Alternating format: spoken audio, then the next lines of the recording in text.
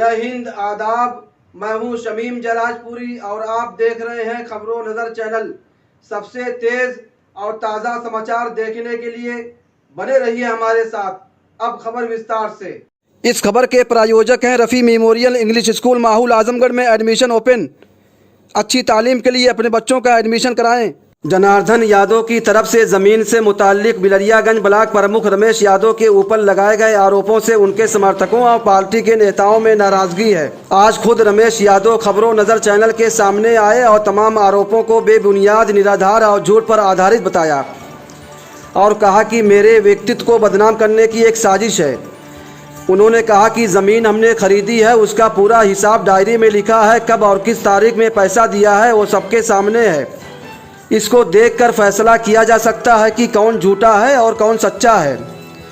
उन्होंने कहा कि जनार्दन यादव ज़मीन देना नहीं चाहते, इसलिए मेरे विरोधियों से मिलकर मुझको बदनाम कर रहे हैं। हम जांच के लिए तैयार हैं और जांच के बाद सच्चाई सबके सामने आ जाएगी। इस बीच नरेंद्र सिंह, बबलू सिंह और रविशंकर तिवारी ने कहा कि रमेश यादव एक अच्छे इंसान और ईमानदार व्यक्ति हैं, उनको बदनाम करने की साजिश की जा रही है। खबरों नज़र चैनल से बातचीत करते हुए रमेश यादव ने क्या कहा, आइए हम दिखाते हैं उनका ये बयान। इस वक्त हम मौजूद हैं बिलरियागंज ब्लॉक प्रमुख रमेश यादव जी के पास। आइए हम इनसे पूछते हैं कि पूरा मामला क्या है और इसके पीछे सच्चाई क्या है। जी सर, क्या पूरा मामला है? जनार्दन यादव इशाकपुर के निवासी हैं। मेरा इनसे कोई परिचय भी नहीं था। हमारा एक रिश्तेदार है दिलीप यादव, जो मधेसिया का रहने वाला है। ये उसके रिश्ते में पड़ते हैं। ये उसके यहाँ गए, इनको कुछ आवश्यकता थी कि मुझे पैसा चाहिए, तो वो हमारे पास न भेज करके डायरेक्ट हमारे छोटे भाई के पास भेजा कि राजेश भैया हैं, उनसे बात कर लो। तो राजेश से इनकी बातचीत हुई। इन्होंने उनको बात बताई कि हमें ये ज़मीन खरीदनी है और हमें पैसे की ज़रूरत है। फिर इनको लिवा कि वो मेरे पास आया, तो मैंने इनसे पूरी बात पूछी कि क्या मामला है। तो इन्होंने कहा कि मेरे पास एक ज़मीन है शिकरौड़ा में, आराजी नंबर 286। आराजी नंबर 286 ज़मीन है, जिसमें मेरा हिस्सा तकरीबन 18 बिस्सा है। रास्ता काटने के बाद 16 बिस्सा ज़मीन वो प्लाटिंग की हुई है। तो मैंने मौका दिखवाया तो वहाँ 4 बिस्से की एक बाउंड्री हुई थी, पश्चिमी और दक्षिणी कॉर्नर पे। तो उन्होंने कहा कि ये ज़मीन मैंने एक व्यक्ति से सौदा किया था, जो लच्छीरामपुर के मौजूदा प्रधान हैं कमलेश मौर्य। कमलेश मौर्य और रंजीत यादव, अरे वो मनीष यादव पुत्र रणजीत यादव, ये देवपार के हैं। इन दोनों लोगों से जनार्दन यादव ने 29 लाख रुपए प्राप्त करके वो ज़मीन 7 बिस्वा एग्रीमेंट किया हुआ था। और इनका कहना ये था, मैंने आपस में जब दोनों पक्षों से बातचीत किया कि भाई आप लोगों के बीच में क्यों, क्या मामला है कि लिखा पढ़ने हो रही, तो कमलेश ने कहा कि भैया हम लोगों के पास पैसा नहीं हो पाया कि हम इनको पूरा दे सके। 7 बिस्सा ज़मीन हमने तय किया था 8 लाख रुपए या 8.5 लाख रुपए की दर से।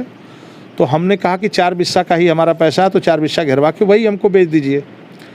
तो ये वो ज़मीन हमको नहीं दिया और हमने इनका कोर्ट में इनके खिलाफ़ मुकदमा किया हुआ रजिस्ट्री के लिए।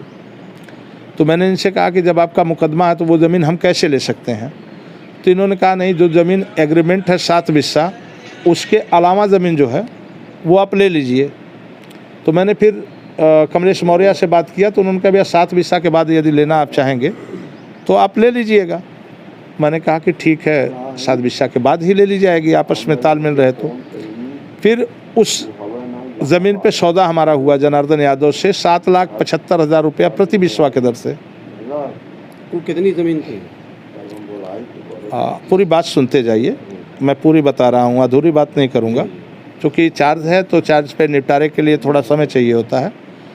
तो मैंने वो ज़मीन 7 बिस्वा के बाद मैंने इनसे 4 बिस्वा ज़मीन का सौदा किया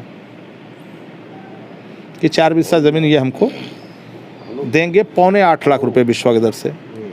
मैंने कहा पीछे की ज़मीन है, तो जब आगे के आप 8.5 बेचे हो कॉर्नर की, तो मेरी पीछे की कम की रेट लगेगी। तो इन्होंने 7,75,000 रुपये के दर से वो ज़मीन का सौदा हमसे किया और पैसा हमने इनकी पत्नी निशा यादव के खाते में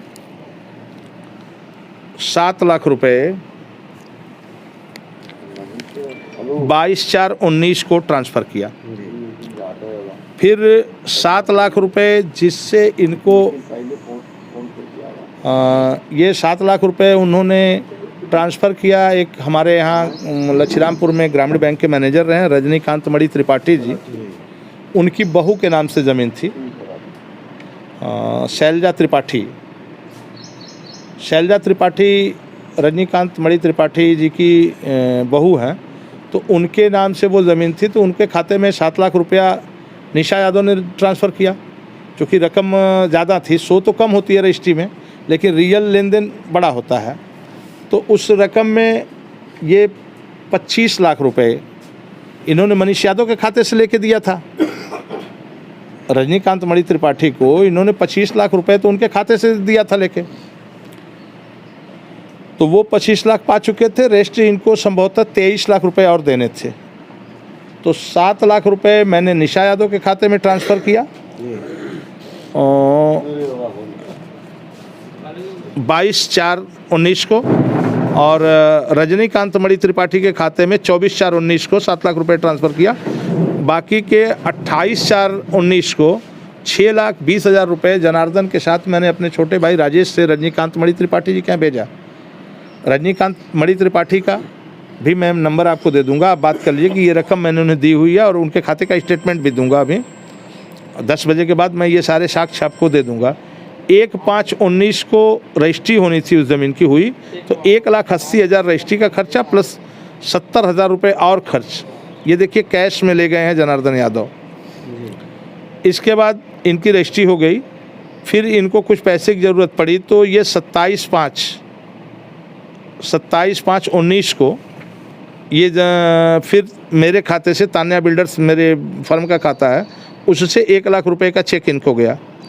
फिर मास्टर साहब ने यानी जनार्दन यादव ने कैश लिया 10,000 रुपये।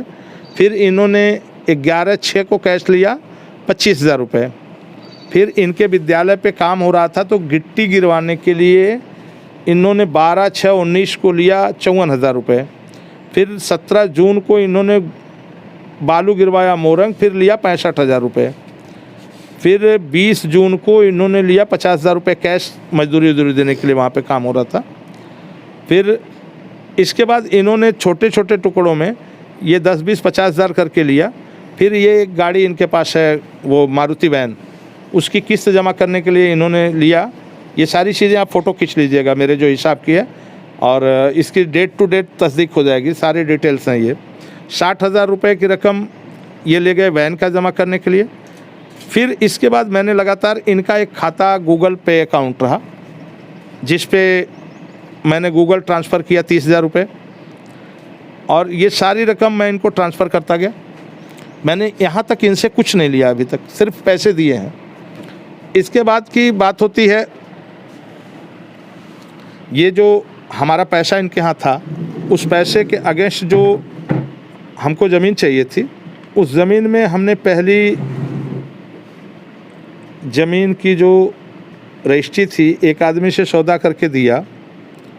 वो हमारे दोस्त हैं अवधेश यादव सुराई के, हम उनका भी नंबर देंगे, आप उनसे भी संपर्क कर लीजिएगा, वो बता देंगे आपको।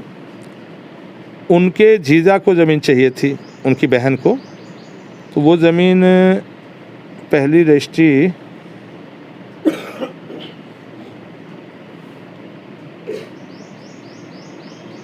₹10 लाख बिस्वा के दर से हमने उनको ज़मीन तय करके 2.5 बिस्वा ज़मीन देने की बात किया। और कमलेश मौर्य से कहा, जो जिनके नाम एग्रीमेंट था, कि आप 4 बिस्वा के बाद वाली ज़मीन एग्रीमेंट पे गवाही कर दीजिए। तो कमलेश ने कहा, भैया हम नहीं कर पाएंगे, हमारा 7 बिस्वा का एग्रीमेंट है, हमारा एग्रीमेंट गड़बड़ा जाएगा, आप वहाँ मत लीजिए, दूसरी तरफ लीजिए। तो फिर हमने 2.5 बिस्वा ज़मीन जनार्दन यादव के साथ उनके पिताजी को लिवा जाके ये रजिस्ट्री कराए। 16/5/2019 को ये 2.5 बिस्वा की ज़मीन की रजिस्ट्री हुई थी 16/5 में। ये ममता देवी के नाम से, ये अवधेश यादव की बहन है। इनके नाम इन्होंने 2.5 बिस्वा ज़मीन की रजिस्ट्री कराई। इस रजिस्ट्री के बाद मनीष यादव और कमलेश मौर्य जो एग्रीमेंट कराए थे उस ज़मीन में, पहले से इन्होंने जिनको ज़मीन नहीं सौंपी थी, उन लोगों ने आपत्ति दाखिल किया। तो आपत्ति के अगेंस्ट मैंने वहाँ बुला करके एक पंचायत किया कि आपस में विवाद नहीं रहना चाहिए। आपत्ति क्यों दाखिल किए? जब मैंने आपसे पूछ के रजिस्ट्री कराई तो आपको ऐसा नहीं करना चाहिए था। तो उन्होंने कहा मेरा पैसा दिलवा दीजिए, कोर्ट में मामला भी ख़त्म हो जाए। फिर मैंने उसके बाबत सारे पक्षों को इकट्ठा करके 29 लाख रुपया जनार्दन यादव ने, कमलेश मौर्य, मनीष यादव और एक चुनमुन सेठ हैं चौक पर, इन तीनों लोगों से उस ज़मीन पे जो लिया था वो समझौते में हुआ कि रकम ये 35 लाख रुपए में समझौता करके दे दिया जाए अगर, तो वो कोर्ट केस ख़त्म करा लेंगे। और वो जो 4 बिस्सा ज़मीन पे है मामला, वो 4 बिस्सा ज़मीन ये आपको दे देंगे। तो मैंने उस रकम के एवज़ में मैंने उनको रकम दे दिया। उन्होंने कोर्ट में मुकदमा उठा लिया। मैंने उस मुकदमे को उठाने के लिए जो रकम एक कोर्ट में शो किया गया था 2 लाख रुपए का लेन देन, एग्रीमेंट में लोग कम ही दिखाते हैं कि इस टाइम कम लगे, तो 1 लाख रुपए की जो रकम देनी थी इनकी पत्नी को, निशा यादव को लौटाना था, वो रकम भी आपको मैं गूगल का भी स्टेटमेंट दूंगा। 99,000 रुपये मेरे खाते से उनके खाते में गया स्टेट बैंक रानी की सराय में, जिससे उन्होंने वो सौदे को क्लियर कराया। जब इनका सारा मामला दीवानी से भी ख़त्म हो गया, इनको पैसे भी मिल गए, फिर इन्होंने हमसे कहा कि भैया ये फार्चूनर कार अपनी दे दीजिए। मैंने कहा फार्चूनर खेत बेच के लेके चलना ठीक नहीं है, आपके पास कोई इनकम नहीं है कि जिससे आप फार्चूनर से चल सको। आपके साथ मेरा आना जाना है, मैं आपकी माली हालत जानता हूँ कि एक छोटा सा विद्यालय चलाते हो जहाँ 20-25 लड़कों से ज़्यादा नहीं है, तो आप फार्चूनर कार लोगे तो उससे आप खर्चे अफोर्ड नहीं कर पाओगे। ये मोबाइल घुमा के देख लीजिए, ये सारे लोग बैठे हैं जिनके सामने मैंने ये बात बताई। मैं एक शब्द कमी ये मत सोचिएगा कि उस तरह से बता दूं, मेरे किसी एक शब्द में एक पैसे का झूठ नहीं हो सकता। उनकी तरह मैं नहीं आरोप लगा सकता कि नहीं ऐसे एक अच्छा रिश्ता था तब इस तरह का लेन देन हुआ। तो ये बबलू जी हैं, ये सारे लोग थे। मैंने बहुत समझाया कि अगर गाड़ी चाहिए तो कोई छोटी गाड़ी आप अपने चलने के लिए ले लो, फार्चूनर कार ये किसी विद्यालय चलाने वाले छोटे से उसके लिए शोभा नहीं देती है। प्रमुख जी, आप हिसाब दिखा रहे हैं और जब जब पैसा आपने दिया है, जिन तारीखों में दिया है, वो भी आप दिखा रहे हैं अपनी डायरी में, जो है डायरी को खोल कर। अब सारा पैसा आपने दे दिया, ये विवाद क्यों पैदा हुआ? अभी बता रहा हूँ, आप आगे जाना चाहेंगे। मैंने डिटेल आपको क्यों बताई कि ये पैसा क्यों हुआ कि जब उनकी ज़मीन फ्री हो गई, उन्होंने गाड़ी हमारी हमसे कहा, हमने 24 लाख रुपए में गाड़ी भी तय किया। और आप देख सकते हैं कि हमारी डायरी पे उन्होंने स्वतः हिसाब करके लिखा ये कि आप इसको भी खींच लीजिए फ़ोटो, 28/2/2021 को कि हिसाब पूरा अपनी राइटिंग में लिखा उन्होंने। 8 बिस्वा ज़मीन रजिस्ट्री करनी है 28/2/21 के बाद। ये 8 बिस्वा ज़मीन का जो मामला इनका आया, तो मैंने इनका पूरा हिसाब, जैसे वो जो कमलेश मौर्य वाला पैसा दिया था वो, और मेरी गाड़ी का 24 लाख जोड़ के, ये कुल इनके पास रकम निकली मेरी 72 लाख रुपए उस दिन। उस 72 लाख के अगेंस्ट इनको 8 बिस्सा रजिस्ट्री करने के लिए इन्होंने कमिटमेंट किया। हिसाब मिला लीजिए एक एक पैसे का। इन्होंने 8 बिस्सा का कमिटमेंट किया। ये 8 बिस्सा ज़मीन रजिस्ट्री करने के बाद ये उसमें से 2 बिस्वा ज़मीन मेरे कहने पर एक व्यक्ति को रजिस्ट्री किए, जिसमें इनके पिताजी की स्थिति दिमाग की ठीक उस समय नहीं लग रही थी, थोड़ा सा डिस्टर्ब टाइप के थे, वो नहीं रजिस्ट्री से लौट आए। अगले दिन ये रजिस्ट्री के लिए जब गए तो इन्होंने कहा हम आगे वाली नहीं करवाएंगे, पीछे की करवाएंगे। इन्होंने आरोप लगाया कि मेरे बाप पागल हैं। इन्होंने कहा ना कि मेरे बाप पागल हैं, इनको ले जाकर रजिस्ट्री करा ली गई। अगर ये पागल थे, हर रजिस्ट्री में आप वहाँ से निकलवा लीजिएगा, मैं कभी नहीं रहा हूँ रजिस्ट्री में, लेकिन जो सच है वो मैं स्वीकार करता हूँ। ये हर रजिस्ट्री में अपने पिताजी को ले जाकर रजिस्ट्री कराए हैं। वहाँ से रजिस्ट्री ऑफिस से CCTV से फुटेज निकलेगी कि वो रजिस्ट्री कराने कौन लेके गया उनको। आपने पैसे लिए हुए थे, आपने रजिस्ट्री करवाई। मेरे नाम एक कड़ी की ज़मीन की रजिस्ट्री नहीं है, लेकिन मेरे माध्यम से जो चीज़ें हुई हैं मैं उसको बता दूंगा। मैं उस पर झूठ नहीं बोल सकता कि नहीं ये चीज़ नहीं हुई। हालांकि साक्ष्य में आप पूछेंगे तो मेरे नाम उन्होंने एक कड़ी रजिस्ट्री नहीं की, वो मैं चाहूँ तो कहूँ। मेरे खातों से पैसा इनके खाते में गया, मैं रिकवरी उसके लिए कह दूँ कि ये मेरी करें। लेकिन सच जो है वो हुआ कि एक आपसी व्यवहार में ये लेन देन पूरा हुआ। और लेन देन के बाद की स्थिति हुई कि इन्होंने कहा कि मैं आगे की ज़मीन, इनको लगा कीमती है, ये पलटी मार गए कि भैया हम आगे की नहीं बेचेंगे, पीछे की बेचेंगे। ये सारे लोग मौजूद हैं। मैं 14 लाख रुपए बिस्वा के दर से आगे की 2 बिस्सा ज़मीन का पैसा लिया था। जब ये पलटी मार गए कि नहीं हम आगे नहीं पीछे देंगे, तो मैंने उस ग्राहक को 3 लाख रुपए, संजय सिंह हमारे गांव के हैं जिनके माध्यम से वो बात हुई थी, मैंने 3 लाख रुपए वहां वापस करके वो पीछे की ज़मीन रजिस्ट्री करवाई। वो पीछे की ज़मीन रजिस्ट्री हुई।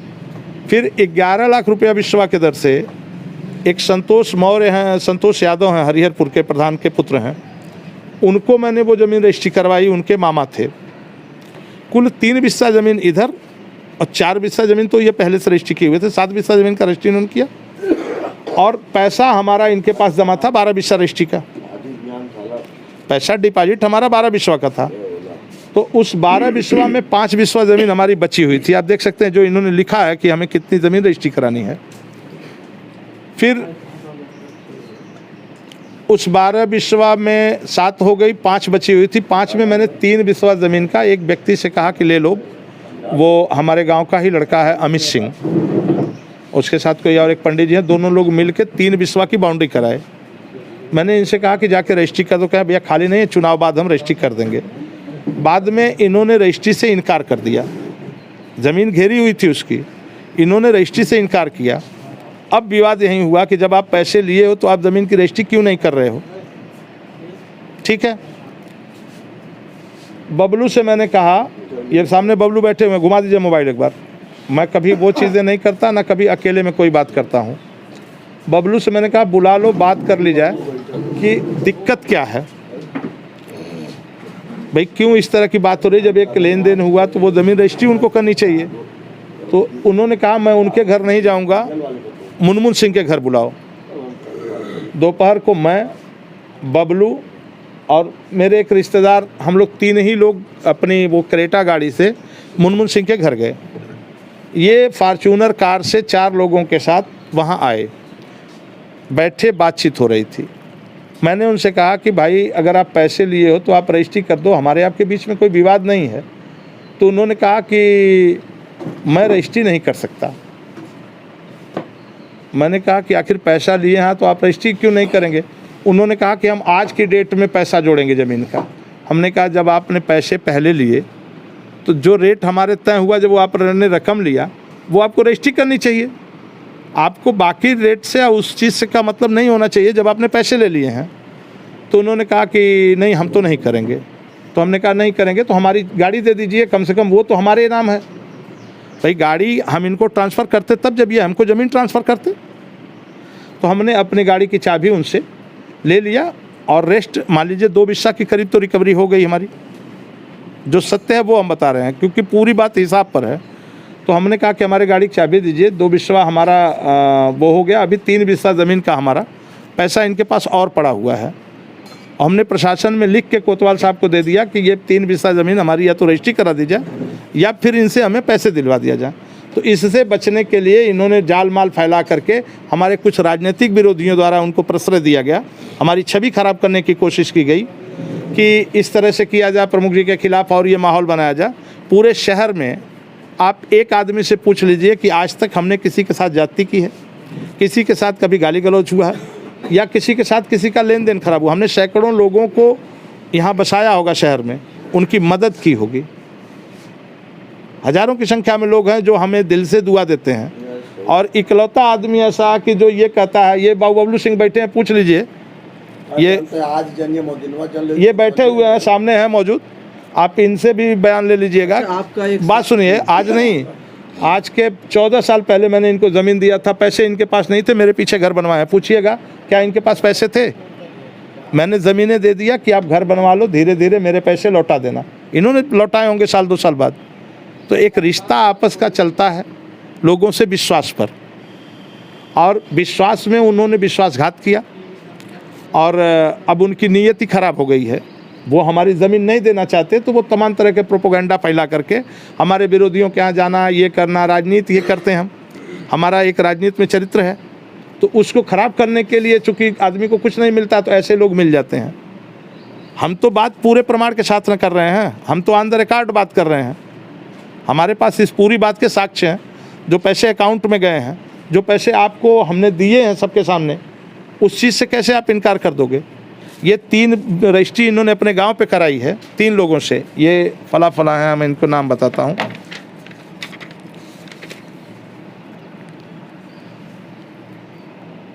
कन्हैया यादव हैं, राकेश यादव हैं और तारकेश्वर यादव हैं। ये तीनों इनके पट्टीदार हैं, जिन्होंने इनको रजिस्ट्रियाँ की हुई हैं जून 2020 में। और ये रजिस्ट्री का एक पैसा भी इनके खाते से नहीं गया है। वो टोटल पैसा जो उनके खाते में 6 लाख रुपए रकम गई, वो मेरे खाते से गई है। और रजिस्ट्री जनार्दन यादव या उनकी पत्नी के नाम से हुई होगी, उसका भी आज मैं स्टेटमेंट निकलवाऊंगा रजिस्ट्री ऑफिस से भी। तो आप बताइए कि आप ज़मीन खरीदते हो, पैसा मैं देता हूँ, आप मकान खरीदते हो, पैसा मैं देता हूँ, और जब मुझे ज़मीन लिखनी होती है तो आप ये हल्ला गुल्ला मचाते हो और मुझे बेईमान बनाते हो। प्रमुख जी, आपका साफ़ सुथरा जीवन रहा है, साफ़ सुथरा जो है कैरियर है, इस तरह का जो विवाद सामने आया, आपके ऊपर जो आरोप लगाया जा रहा है, इसके पीछे कोई साजिश है या आपको बदनाम करने का ये एक माहौल बनाया जा रहा है? देखिए, सच परेशान ज़रूर होता है लेकिन पराजित नहीं होता है। हम सच के साथ खड़े हैं और साक्ष्य के साथ खड़े हैं। हमारा ईमान है, ये पब्लिक है, वो जानती है कि हम कैसे हैं। जनता में आप ये बात जानते हो कि हम अकेले बाइक से चलने वाले प्रमुख हैं। हम प्रमुख रहे हैं 5 साल, हमारी पत्नी प्रमुख हैं, लेकिन आप कभी नहीं देखोगे कि हमारे साथ कोई गनर चलता हो, असलहे चलते हों, शस्त्र चलते हों, लाठी वाले चलते हों। हमारे साथ पढ़े लिखे 2-1 लोग कभी रहते हैं, अदरवाइज़ हम अकेले भी चले जाते हैं। हमको न किसी के साथ हमने गलत किया, ना हमको भय रहती है कि कोई हमें मार देगा। हमने ज़माने में लोगों की मदद किया होगा, किसी का नुकसान नहीं किया आज तक। अगर ये आरोप लग रहा है तो ये राजनीतिक साजिश है, जिसको कहीं न कहीं से उस व्यक्ति को गुमराह करके, भ्रमित करके और इस तरह की हरकतें कराई जा रही हैं कि जिससे मेरी आर्थिक और सामाजिक क्षति हो। तो अगला क्या कदम होगा? हम कोर्ट जाएंगे। अगर हम तो प्रशासन को ये देंगे, अगर प्रशासन हमारी ज़मीन हमको वापस दिला सकता है, जो रकम हमारी बाकी है, या तो रकम दिलवा दे, नहीं तो ज़मीन दिलवा दे। दोनों में से अगर कुछ नहीं होता है तो फिर हम कोर्ट से मदद लेके उसको लेंगे। न्यायालय है ना, हमें न्यायपालिका पे विश्वास है कि वो न्याय करेगी। का भी जो है इल्जाम ये सारी चीज़ें गलत हैं, चूँकि देखिए जब आदमी बेईमानी पे उतरता है तो वो कुछ न कुछ इस तरह की चीज़ें करेगा। वो कुछ न कुछ तो करेगा ना, आरोप लगाएगा ना। अगर आपको बेईमानी करनी है तो आप आसानी से कैसे कर सकते हो? आपको लगेगा ना कि फलाने ने हमको मार दिया। आप बताइए, किसी के पास आपके 50 लाख रुपए पड़े हैं, आप उसे मारपीट करने जाओगे? आप भी तो समझदार शहरी हो यार। अगर 50 लाख रुपए की रकम फंसी हो आपकी, आप उस आदमी से झगड़ा करोगे? ये संभव है? ये थे बिलरियागंज ब्लॉक प्रमुख रमेश यादव जी, जो हमसे बातचीत कर रहे थे। इनका कहना है कि जनार्दन यादव की तरफ से जो आरोप लगाए गए हैं ये निराधार हैं, बिल्कुल बेबुनियाद हैं, और इसके पीछे कहीं न कहीं राजनीतिक साजिश है, षड्यंत्र है, जो मुझको बदनाम करने की साजिश की जा रही है। खबरों नज़र चैनल के लिए शमीम जराजपुरी, आजमगढ़। बबलू सिंह, नरेंद्र सिंह और रविशंकर तिवारी ने क्या कुछ कहा, आइए हम आपको दिखाते हैं।